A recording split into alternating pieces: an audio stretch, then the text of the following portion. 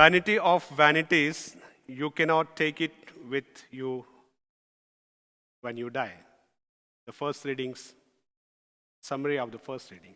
Vanity of vanities, you cannot take it with you anything when you die. Dear brothers and sisters, you may be knowing the story of Alexander the Great, a great man who wanted to conquer the whole world, and when he was on his deathbed, he called his council and he told them his wish, the last wish he wanted. He said, "My first wish, my physician alone must carry my coffin. My physician alone must carry my coffin. And the second one, when my coffin is being carried to the grave, the path leading to the graveyard be spread with gold, silver, and precious stones, which he has collected and kept in his treasury. And the third one is that my both the hands be kept dangling out of the coffin." The members of the council were not surprised of the wish, but they were perplexed about the second wish. The second wish is when my coffin is being carried to the graveyard, the path leading to be spread with gold, silver, and precious stones. The council is more worried if everything is to be spread out on the way to the graveyard, they will have nothing or maybe the minimum for which the great emperor Alexander fought. He has killed many people, many kings and nations, conquered, only to get a lot of wealth. The emperor explained to them why he wants these three wishes to be fulfilled when he is going back to the grave. He said, "My physician alone must carry my coffin because people should realize that no doctors on this earth can cure you really from any of the sickness. They are powerless. The medicine is powerless because they cannot save a person from the clutches of death. They cannot save the person from the clutches of death. So let every human being realize that life should not be taken for granted. Life should not be taken for granted." And second wish, he explains, gold, silver, and precious stones be spread at the way to the graveyard is only to show that when you die, not even a pinch, not even a single piece of gold, not even a single piece of silver or precious stone will come with you when you die. You are going to leave everywhere, everything it is in this world. So, let people realize that we should not waste our time only chasing the wealth. We should not go on chasing the wealth.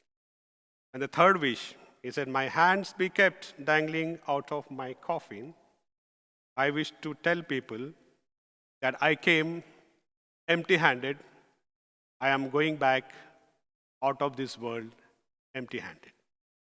I brought nothing to this world, and I carry nothing with me from this world." This is the philosophy of life which Alexander the Great wanted to explain to people. But this has been explained years back, centuries back, even before Alexander the Great was born by Jesus Christ. In today's gospel, we hear this thing, where he says in parable 12:16-21, "The rich man as a fool." In ordinary sense of life, or our understanding in normal way, we say the rich man was not fool because he was intelligent, he was smart enough, to plan everything in proper time, plan everything in a proper way, and he made a lot of crops. And he was a wise businessman. Since he has got plenty, he wants to store somewhere. So he demolished the old ones and built new ones. What is wrong in that? What is wrong in that? We may say there is nothing wrong in that. Because he went for it, toiled for it, worked for it, and now he is gathering. So there is nothing wrong in that. But this parable gives us the 5 reasons of why God called him a fool. The first one, he was fool because he did not share anything. He was a fool because he was so greedy and selfish. He was a fool because he did not know to whom his soul belongs.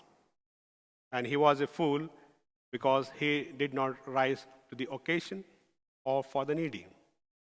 He was a fool because he did not ponder over his relation with his Almighty. It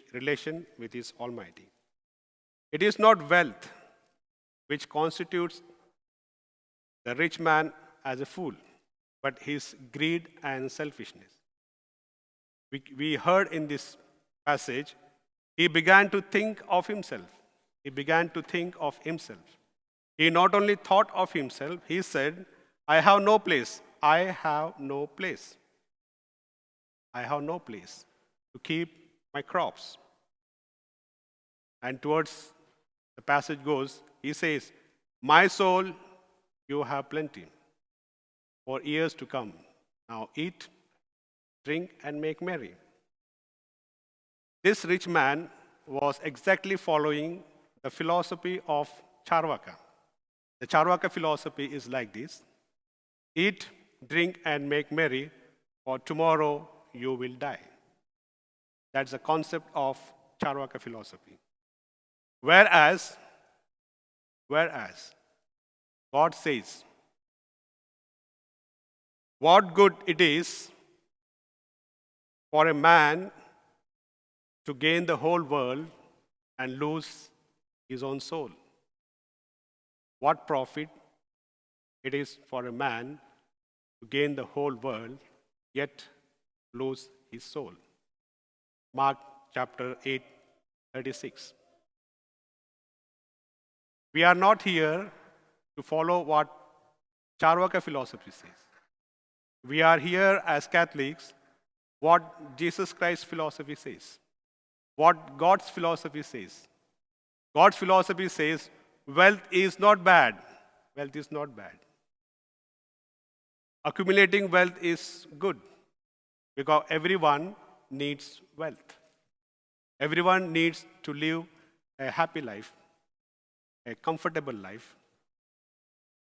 They want wealth to live on, purchase on, but that is the only thing we think about in this life is called foolishness, is bad. Because we are here not to lose our soul. We are here to gain many souls for Christ.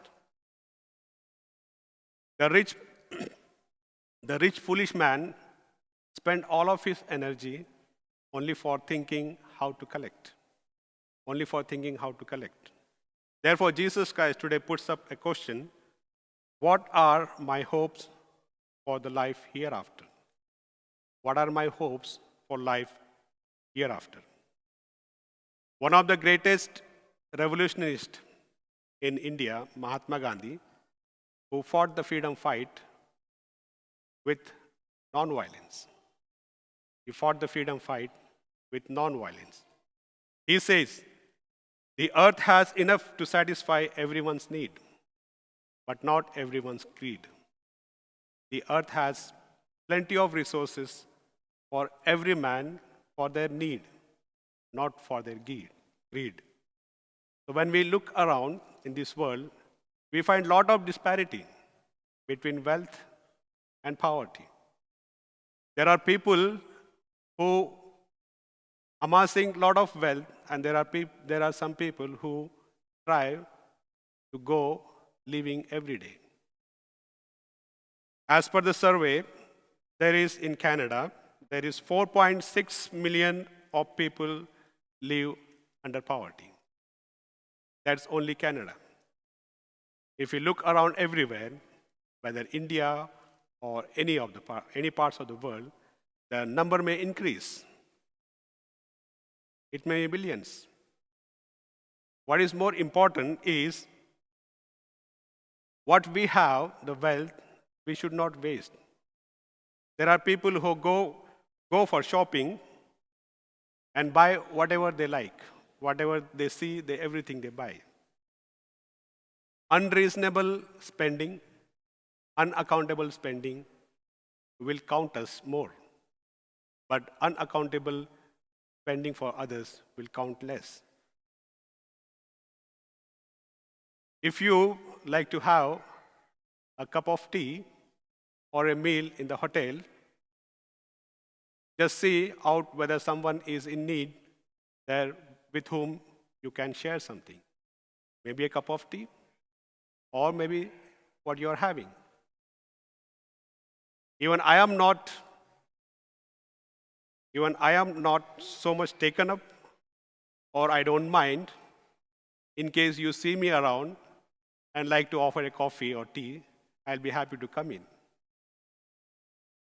I'll be happy to come in. Because sharing gives a lot of joy for each one.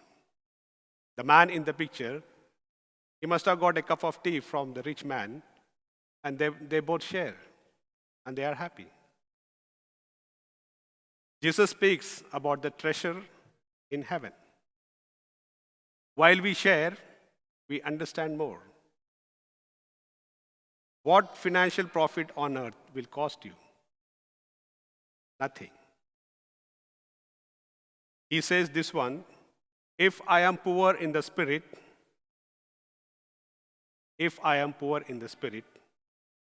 even if I am well off, my wealth will not come in between or dangling me, but it will encourage me. It will encourage me to help others, because I am not bound by my wealth, but I am bound with the spirit of poverty.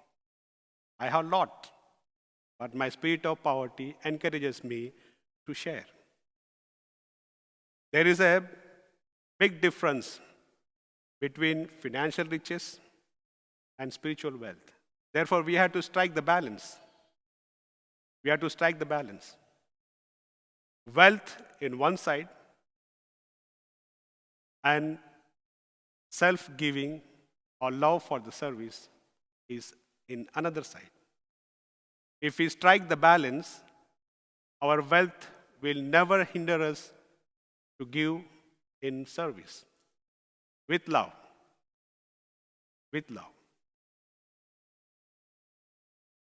So when we are having the wealth, use it meaningfully. If you can share and enjoy when you are alive, you will be more happy, more joyful. What you do for yourself will die with you. What you do for yourself dies with you, but what you do for others will always remains in the world. Therefore, let us share everything dynamically divine. Be rich, be affluent, but be rich in spiritual. Be rich in spiritual, or be rich in spirituality. There is no wrong. Jesus said there is no wrong in having, but be rich and be spiritual. Therefore, when you go from here, leave the legacy behind you. Be rich or wealthy, but be spiritual and be a legend. I hope you will repeat after me. Leave the legacy behind. Be rich or wealthy, but be spiritual and be a legend. I hope you will be a legend in your life. I hope. Yes or no? I hope. Yes. Praise the Lord. Praise the Lord. Amen.